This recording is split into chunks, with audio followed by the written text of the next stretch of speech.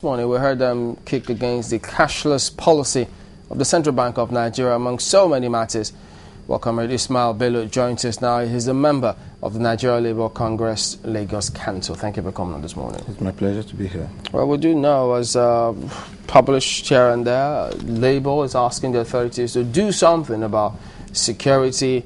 It seems to affect a whole lot of things, but what's Labour going to do today?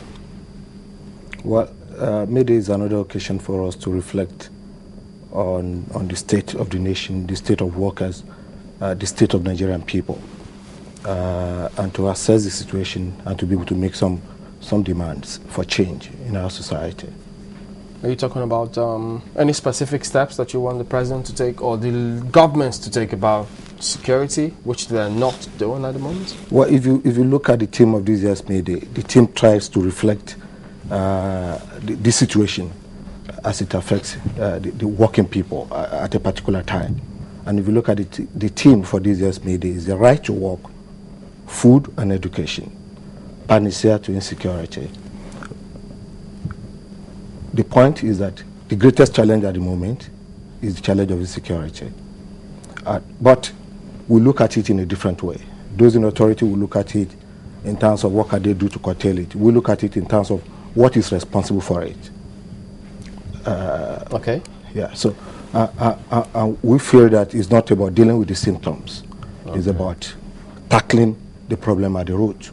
Is it beginning, the situation of insecurity is beginning to affect workers? Of course, who are the people who die when bombs are thrown? Ordinary people, workers. China's lost a worker, a member of the NUJ. We've lost so many unknown workers. I mean, unknown, so to say, of very ordinary people that people don't know. Bankers have died in bomb incidents in Kano. Ordinary workers have died in bomb incidents in Kano. The same in Taraba. The policemen that died, they are workers.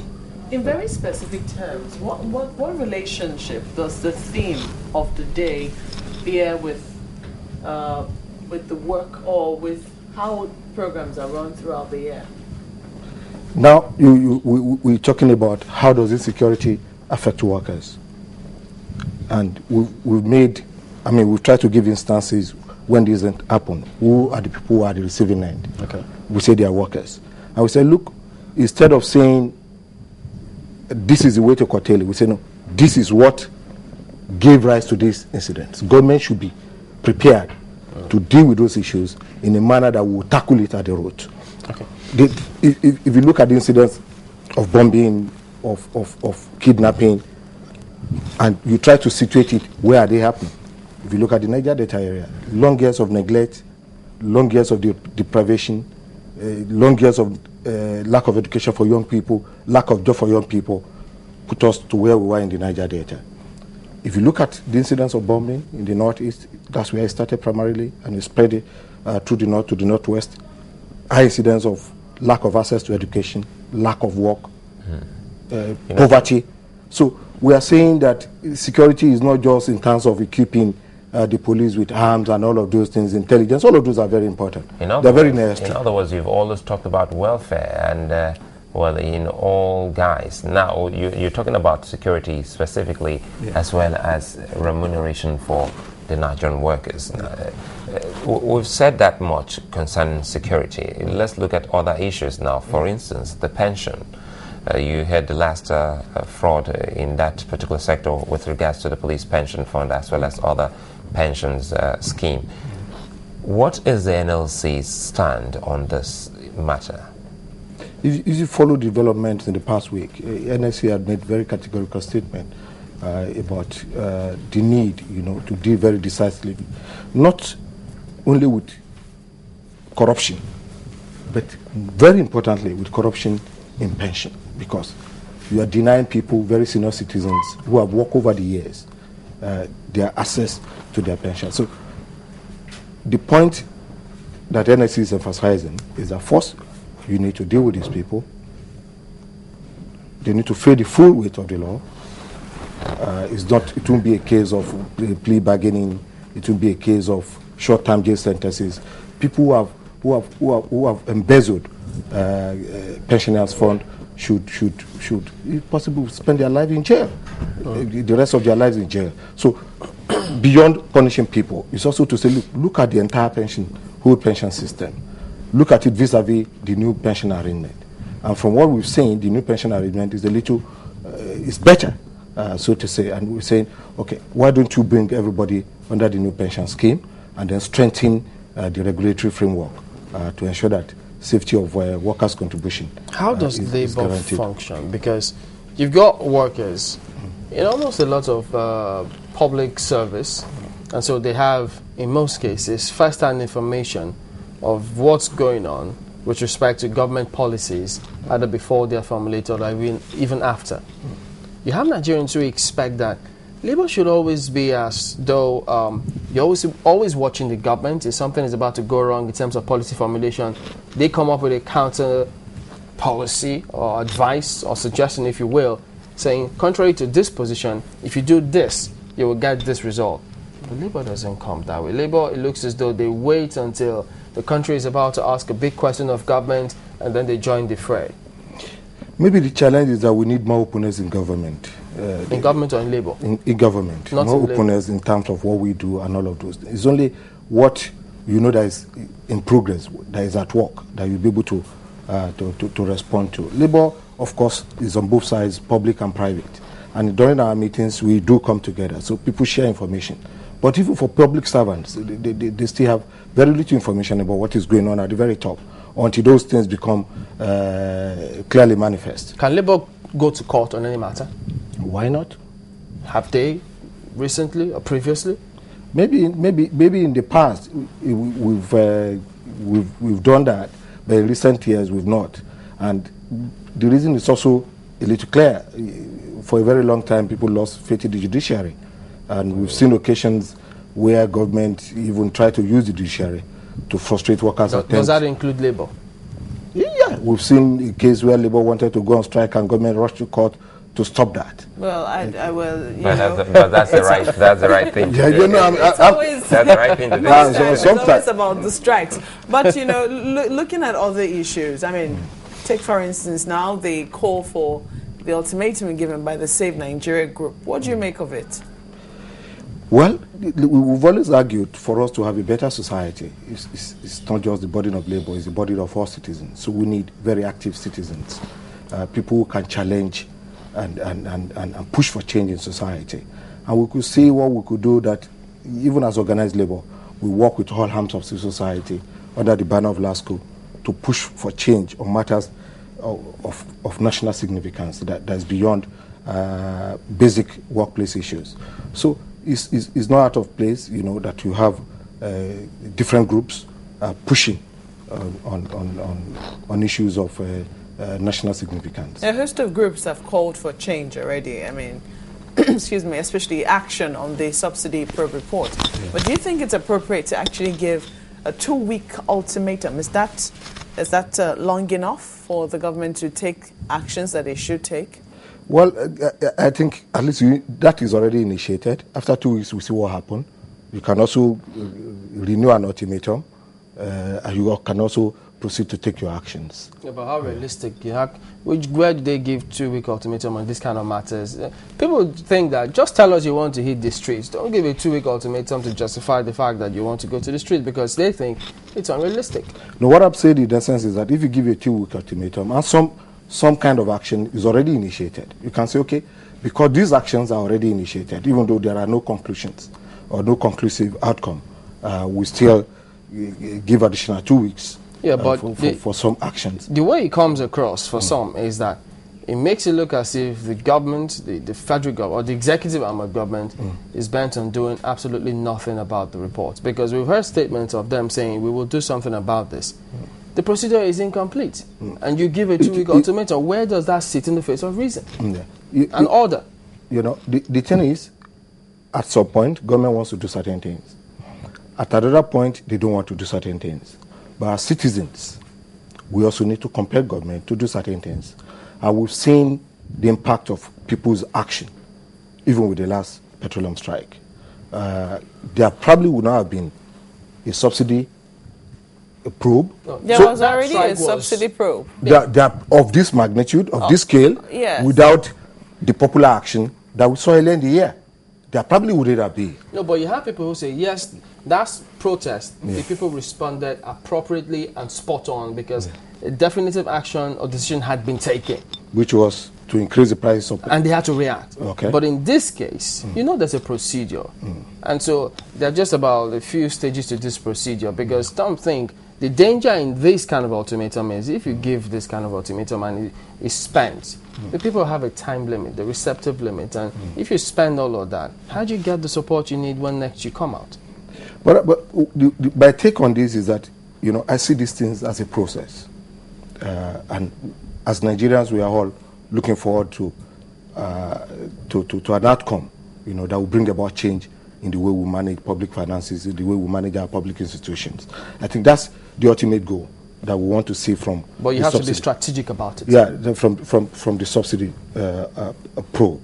That a 2-week ultimatum has been given for me does not mean after 2 weeks we'll be on the street. It's also a dedication to put pressure on government to fast track the process. If after 2 weeks we see indication of some level of change, or people see indication of some level of change or an effort, to fast track things, not to put it in abeyance, then possibly.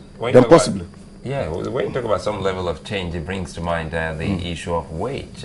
Is it a done deal? Is it that everyone is okay when it comes to the welfare of Nigerian workers? Let's look at that specifically. Is there any state of the Federation that is not paying the minimum wage? There are quite a few number of states where there are problems in terms of the implementation of the 18,000 naira minimum wage. That itself is not even sufficient. Do you want to tell us any state? Wage level. I heard some discussions in Katsina, about government not implementing. I also hear something around Kano. There has been different layers of problem with implementation. So you find some departments within a state implementing. You find some other agencies within a state not implementing. So different states and some eastern states, Enugu also, there has been prolonged problems with regards to the implementation of the minimum wage. So you have that. But the thing to ask is that, the battle we wage to even arrive at 18,000. And you are having another round of battle for implementation. Nigerian workers are at the receiving end of bad governance, at the receiving end of corruption, at the receiving end of inefficiency in government. And that's why when you find odd layers of society engaging, we also think it's something that is normal, because when things are not right in government, no amount of wages will assuage the need of the people. So it's a symptom of something much more fundamental. Exactly. Okay. Yeah. What do you also make of this recent strike taken on by the Lagos State doctors? Well, for me, it's a very big challenge, because if in 1 year, in 2 years, you go over the same problem quite often, then you ask, what is the matter? What is wrong? At one breath, you may be quick to want to blame the medical people, the doctors, that why strike always. But at another breath, you also need to ask the government, how are you handling these issues? It means that the problems are not being handled properly in the past. It's like the attempt to resolve those strike in the past have not clearly addressed the issues that the doctors have put on the table. And that's why when you handle labor issues, you don't need to be in a hurry to solve the problem. You need to deal very decisively with what the critical issues are. I think somewhere along the line, the government, or the two parties, so to say, the two parties have not been able to clearly identify the critical problems and be able to find a solution. The government is so keen on creating jobs for the people, and they talk about job creation, and labor is also against some companies who just wake up and or establishment that just say, we don't want this X amount of workers. They ask all of them to go. How have you been carrying out all of that? Because sometimes we see that you want to picket some other places because of the casualization of staff. How far have you gone in that regard, and how far have you gone with creating more jobs for the people? Again, back to the theme of the May Day: right to work, food, education, panacea and security. So that's the theme of this year's May Day. Right to work, given the level of unemployment in the country. Does this theme, sorry to interrupt, but does this theme drive any policy? I mean, like last year's theme, what effect did it have through the year to this next year's or this year's May Day? No. We will continue to engage on those issues that are critical and those issues that are of the moment. As at now, unemployment is at its highest level. Yeah, but how do you mean? Poverty is at its highest level, even by official statistics. You are talking of poverty level of 69.70. You are talking of unemployment level of 23.9. It's unacceptable. And back to the critical question that he asked, what are we doing to promote the right of workers at work? It's a very big challenge. Is that what you mean by right to work? No. What I mean, the right to work is in terms of access to job, access to work, access to employment. Oh. That's the context in which the theme is framed. But I'm talking of right at work, not right to work, because that's the question that he has. Right at work. About what are we doing to promote the right of workers at work? In other words, what are you doing to ensure that workers are regularized? They are not casualized. That's another dimension that I think he was asking me to address. And I was saying that just recently, just last week, we were at Nigerian flour mills. Picketing? Yeah, we had a picketing exercise because there are a group of workers in their transport section that were not regularized over the years. I mean, they were regularized, but they were denied the right to belong to the union. So we were trying to get the management to accept the principle that the workers have a right to belong to the union. So it's an ongoing process. It's something that we do all the time. What's the ill in it when you're not regularized, when it's casualization that takes place, but the man feels that he has a job? Let me tell you, when there is high rate of unemployment, you talk about demand and supply determining prices. This same thing also slightly works with labor, except the union is there to push and ensure that right of workers are not in any way undermined. Because out there, if you just ask for a school start as a cleaner here, I'm sure that if you ask here in this neighborhood, you put a samples there, you are looking for 2, you get 200. The same thing in industries. So when you need low-skilled workers, you get them in their hundreds. So you don't care. Okay, this one says, okay, I don't worry, give me 10,000.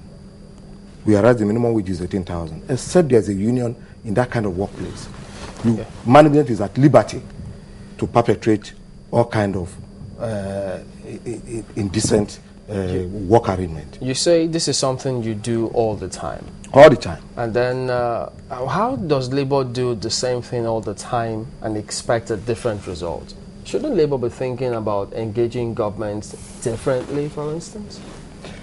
Well, it's really, if we have a system that works, when I talk about a system in which government takes care of its full responsibility. There is the Ministry of Labour. There is the Ministry of Industry.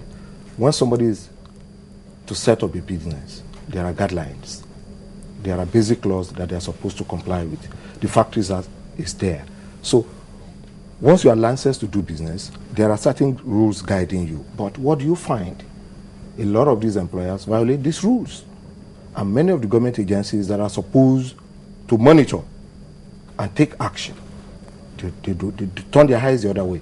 So if you look at issues of health and safety, Ministry of Labour is supposed to go around, look at entry, openings and all of those things, equipment, safety gadgets and all of those things in a particular factory. It's not just the burden of the worker. So it reinforces the struggle of the union when government is alive to its responsibility. What about in terms of increasing the knowledge base of Labour? Over the past 3, 4, 5 years, while they've been involved in this struggle, picketing, protest, has there been any appreciable increase in terms of what they've gathered over the years with this protest to make them engage government differently or better? Of course, government, I mean, Labour also has its own capacity development activities, training, both local and international, you know, to keep his members and his officers abreast of developments and to also improve their skill. So that's an ongoing process. Does Labour also talk to its members on attitude to work? Well, that's a very critical issue again, which what people don't realize is Labour is visible only when there is a crisis. It's only when there is a strike, when there's picketing. That's when you see Labour. Is that right? No, what I'm saying, I say we are visible. That's when you see us. That's when we hear of Labour. Exactly. But the truth is that, for instance, I'm responsible for education in the union. And I know that what we do, we try to train our people at all levels, in the branches, in the factories, at the state level, at the national level. That's what we do. And one of the things that we try to do is also not to look at ourselves in isolation. We look at ourselves within the context of the work that we do. We look at ourselves within the context of the larger society. So that's the way we develop our training plan. And that's what I'm saying, back to our question on productivity, that once you look at yourself within the context of work, of course, it's only logical that you address the issue of productivity. Ethics, attitude. Your workers' attitude to productivity. It comes in with the realm of education. Yeah. Well, that's what I'm saying is part of our model, because once you look at yourself within the context of your workplace and you know that your existence is linked to the existence of the workplace, then you need to address those issues that will keep the workplace alive. And that includes attitude of workers to productivity in their workplaces. Unfortunately, it's part of our training program. We can't talk about that Senator Lokpebiri's bill about Labour, because it was a bill that died